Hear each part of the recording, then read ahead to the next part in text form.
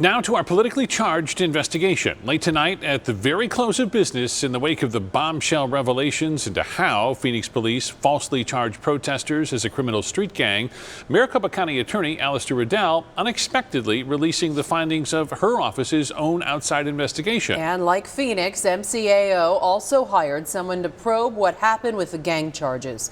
ABC 15 investigator Dave Biscobing has poured through this report tonight, and he's here now. Now, before we get to the report's findings, we want to show you what a few community leaders think about how County Attorney Alistair Riddell released this report. This ACLU attorney writes, Riddell does not take this seriously. MCAO drops this report to decrease media and public scrutiny.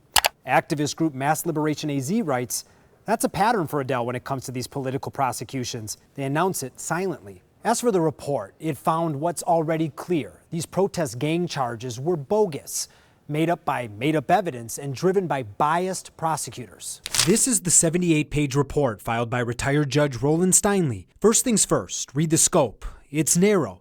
Review the charging decision, processes, and policies. He interviewed just 3 people. It was primarily a document review.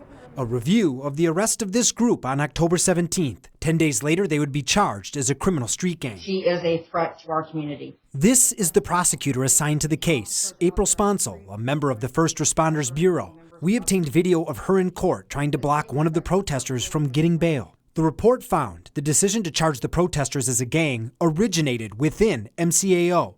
A former police detective now working for MCAO sent Sponsel this message. Take a look at one of the protesters for street gang.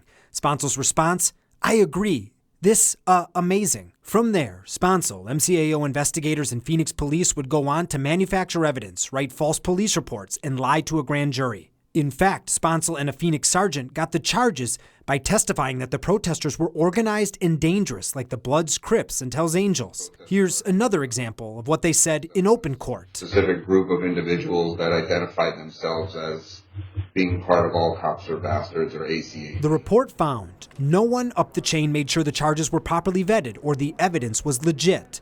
But as for Riddell, the report says, based on the information given to the undersigned, the county attorney Alistair Riddell was not briefed on the grand jury presentation in this case in the 10 days prior to the grand jury presentation. But in a recent legal threat to sue Riddell, Sponsel claims she did know.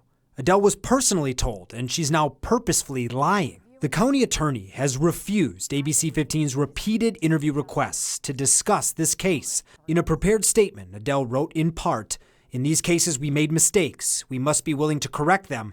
We must be willing to hold ourselves accountable.